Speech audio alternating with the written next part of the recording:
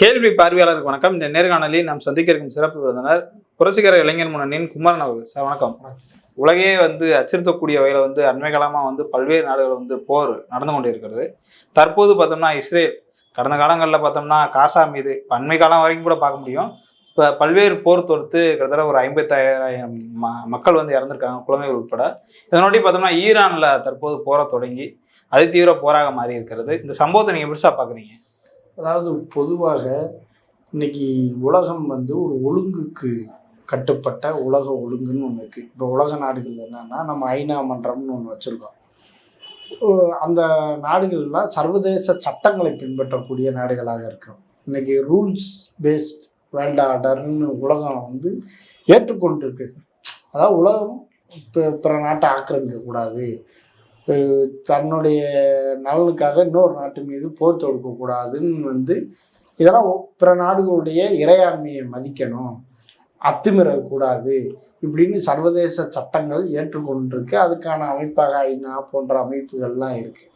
ஆனால் இன்னைக்கு ஒரு ரவுடித்தனத்தில் ஈடுபடக்கூடிய ஒரு அரசாக உலகம் ஏற்றுக்கொண்ட எந்த சட்டங்களையும் பின்பற்றாத ஒரு அரசாக இஸ்ரேலிய அரசு செயல்பட்டு கொண்டிருக்கு. இது பின்னணியில் இருந்து ஒரு வேட்டை நாயாக அமெரிக்கா என்ன பண்ணிக்கிட்டு இருக்காங்க, இயக்கிக்கிட்டு இருக்காங்க. அந்த அடிப்படையில் தான் இந்த போர் இன்னைக்கு ஈரான் மேலே தொடுக்கப்பட்டிருக்கிறது. தொடர்ச்சியாக நீங்கள் என்னன்னு பார்த்தீங்கன்னா, காசா, அதாவது பாலஸ்தீன வரலாற்று தாயம். பாலஸ்தீனம்ன்றது இஸ்ரேல்ன்ற ஒரு நாடு உருவாக முன்னாடியே இருக்கக்கூடிய ஒரு தாயம். உலகம் ஏற்றுக்கொண்டுச்சு. நீங்கள் என்னன்னு பார்த்தீங்கன்னா, 1940களுக்கு பின்னாடி 50களில் பார்த்தீங்கன்னா, ஐநா மன்றம் தலையிட்டு என்ன பண்ணாங்கன்னா, ஒரு இரு நாடுகள் கோட்பாட்டை ஒன்று உருவாக்குறாங்க பாலஸ்தீனத்துக்கு. இன்னும் சொல்லப்போனால் அங்கே இஸ்ரேலியர்கள் குடியேற்றப்படுகிறார்கள். அங்கே என்னன்னா, இஸ்ரேலியர்களுடைய பூர்வீக தாயகம் எது கிடையாது, பாலஸ்தீனம் கிடையாது.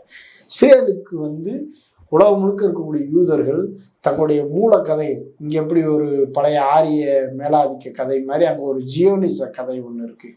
அந்த கதையின் அடிப்படையில் நம்முடைய பூர்வீக தேசம் இஸ்ரேல் தான் சொல்லி உலகத்தில் விரட்டப்பட்ட, இன்னும் சொல்லப்போனால் 2ஆம் உலகப் போரில் மிக கொடூரமாக மனித இனப்படுகொலைக்கு ஆளான ஒரு இனம் யூத இனம்.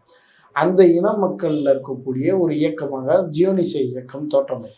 அந்த இயக்கம் என்ன ஆகுதுன்னா, உலகம் முழுக்க சிதறடிக்கப்பட்டதுனால அதில் இருக்கக்கூடிய ஆளும் வகுப்பு எப்படியாவது ஒரு நாட்டை பிடிக்கணும்னா, இப்போ என் வீட்டுக்குள்ளே நீ குடியேறிட்டு என்னைய வெளியே போயிட்டு இது என்னோட வீடுன்னு சொன்னால் எப்படி இருக்கும், வாடகைக்கு. ஆமாம், அது போலத்தான் இன்னைக்கு பாலஸ்தீன தாயகத்துக்குள்ளே புகுந்து இன்னைக்கு இஸ்ரேல் அந்த ஒட்டுமொத்த பகுதியை கைப்பற்றி தங்களுடைய நாடாக அறிவித்து கொண்டார்கள். அப்போவுமே என்னன்னு கேட்டிங்கன்னா, மத்திய கிழக்கு நாடுகளில் இருக்கக்கூடிய எண்ணெய் வளங்களை எப்படியாவது நம்ம கட்டுப்படுத்தணும்னா அதுக்கு நமக்கான ஒரு அரசு மத்திய கிழக்கில் இருக்கணும் அப்படின்ற நோக்கம் பிரித்தானிய அரசுக்கு இருந்துச்சு.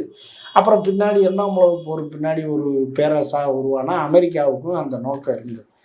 அதனால் என்னன்னு கேட்டிங்கன்னா, இஸ்ரேலை மத்திய கிழக்கில் இருக்கக்கூடிய நாடுகளுடைய எண்ணெய் வளங்களை கட்டுப்படுத்துவதற்காக அவங்க எல்லாருமே என்னன்னா தீனி போட்டு வளர்த்தாங்க.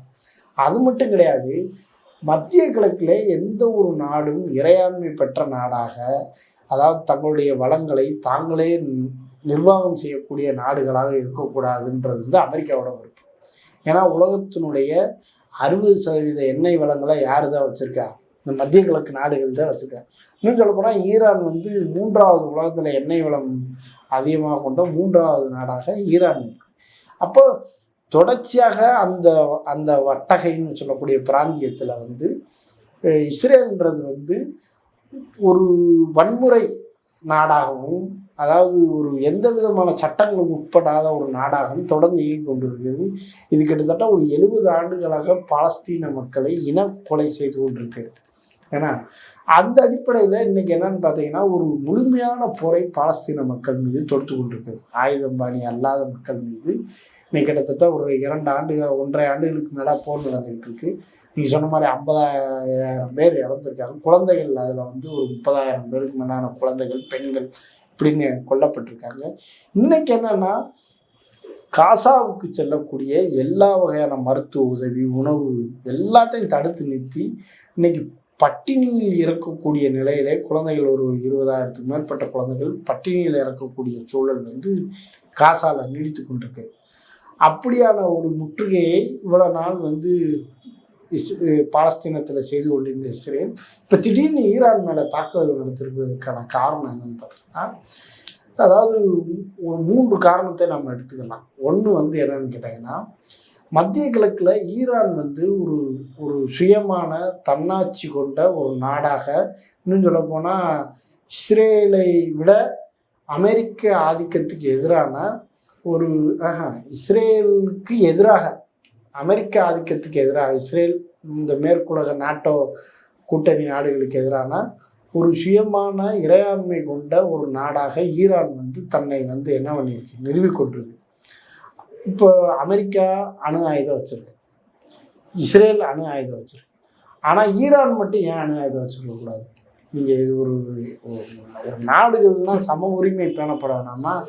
ஆனால் ஈரான் மட்டும் அணு ஆயுதம் வச்சுக்கக்கூடாது. இன்னும் சொல்லப்போனால் ஈரானுடைய அணு அணு ஆராய்ச்சி திட்டங்களை பற்றி ஆய்வு செய்யக்கூடிய ஒரு சர்வதேச இன்டர்நேஷனல் அட்டாமிக் எனர்ஜி ஏஜென்சி என்ன சொல்லியிருக்குன்னா, ஈரானுடைய அணு ஆயுத ஆராய்ச்சி என்பது அது வந்து ஆயுதத்துக்கான அணுகுண்டுக்கான யுரேனியம் அவங்க இன்னும் செறிவு விட்டலை, அவங்க வந்து இன்னும் அதுக்கான அதாவது அணுகுண்டு தயாரிப்பதற்கான என்னெல்லாம் முயற்சிகள்லாம் அவங்க இல்லைன்னு சொல்லி சர்வதேச அணு ஆராய்ச்சி நிறுவனமே என்ன பண்ணிருக்கு, ஒத்துக்கிட்டு. ஆனால் இஸ்ரேல் வந்து ஒரு தொடர்ச்சியாக ஒரு பொய் சொல்லிக்கிட்டே இருக்கு. என்னன்னா, ஈரான் வந்து ஈரானுடைய இருப்பே எங்களுக்கு அச்சுறுத்தலாக இருக்குது. அது எப்படி?